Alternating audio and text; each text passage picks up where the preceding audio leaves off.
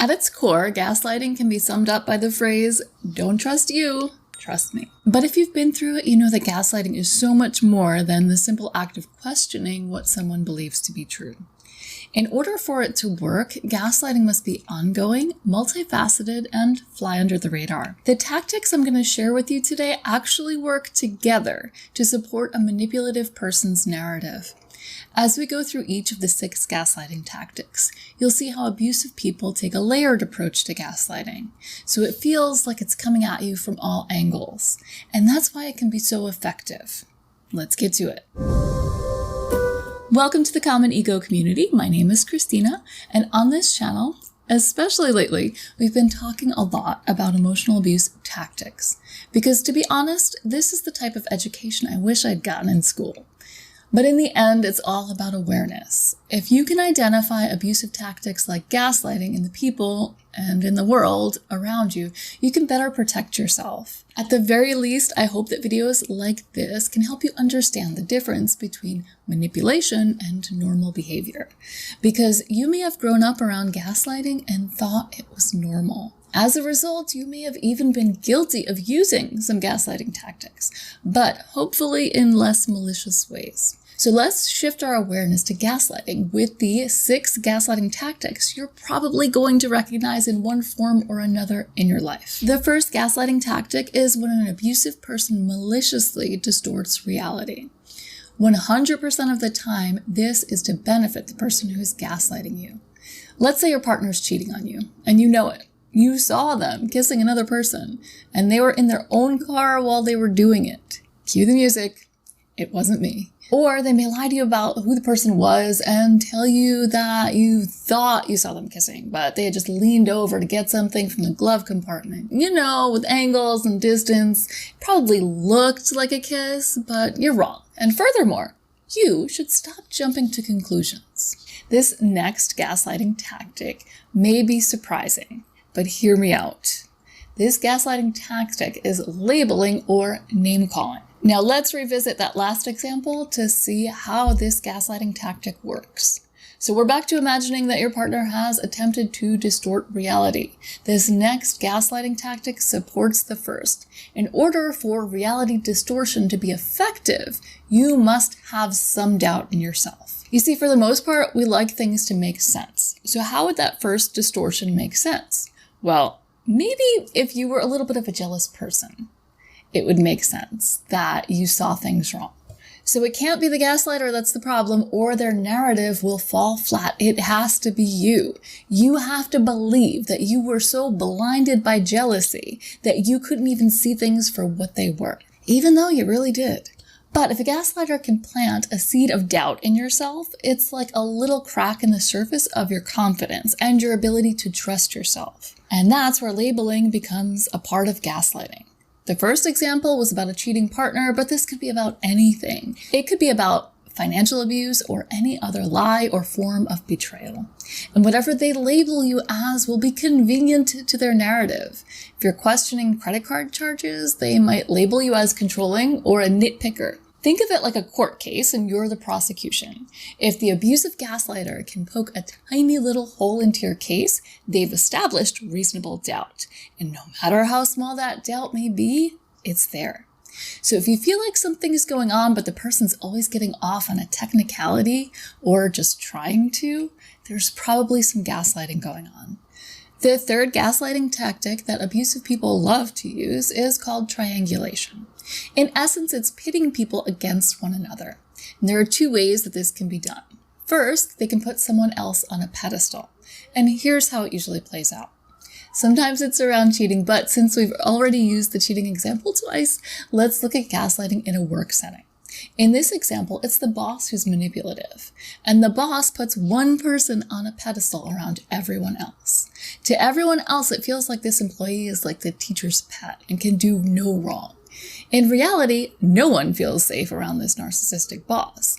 Even the teacher's pet knows how easily they can fall out of favor. And sometimes it's a little less obvious. Sometimes a narcissistic person will only ever build other people up when they're around you. What's glaringly obvious is that they never build you up. On the contrary, they only put you down. And this narcissistic person might do this around everyone.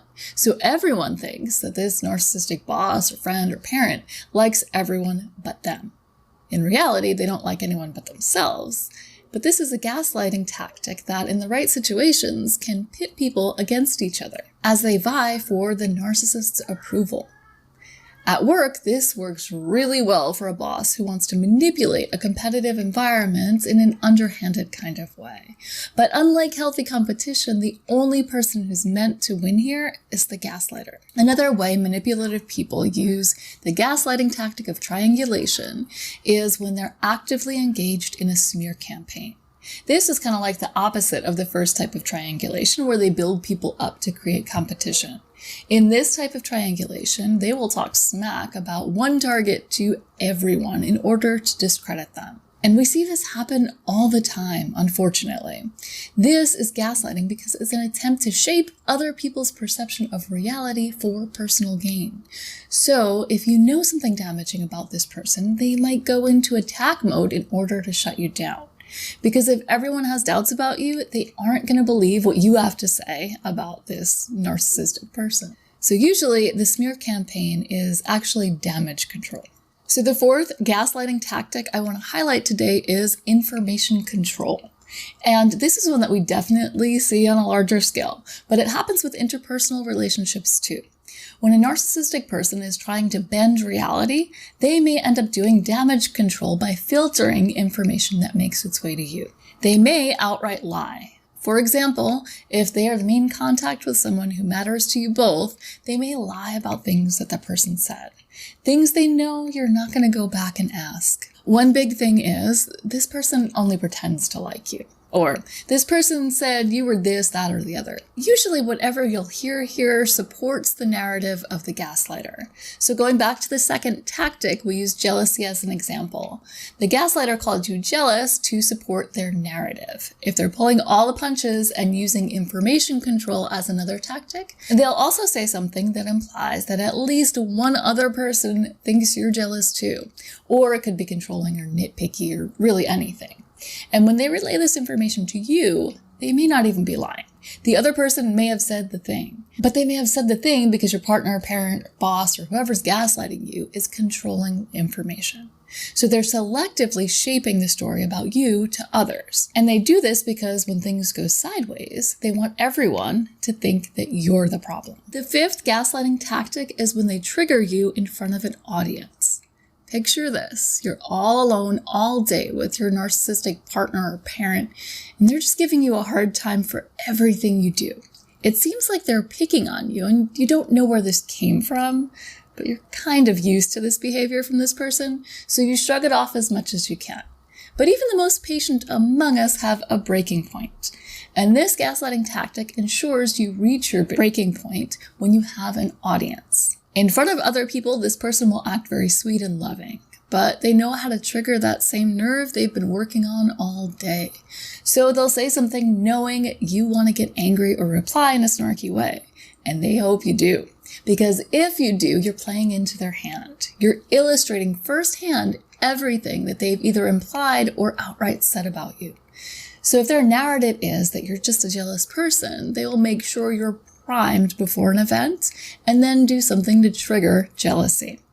Because this is an old festering wound, you're going to have trouble stuffing down your reaction. So if people see you acting in a way that seems jealous, it confirms the manipulative person's narrative in their eyes.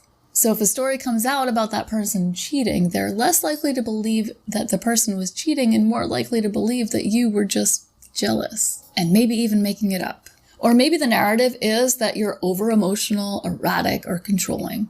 The manipulator will do something that triggers you to help illustrate their point. Let's say they spent a ton of money on your credit card without your permission. They may ask you for your card to go get drinks in front of other people because the way you react is going to help illustrate their point, whatever that point is, that you're controlling or that you're nitpicky, that you're stingy. And the people standing by might see anger in your face when the person asks for your card. And even if you hide your reaction, make no mistake about it, people notice these things, especially if the manipulator has implied that you're stingy or withholding from them. The sixth gaslighting tactic, conflicting messages, is a powerful way to get you to doubt yourself. It's when the abusive person creates confusion with conflicting information.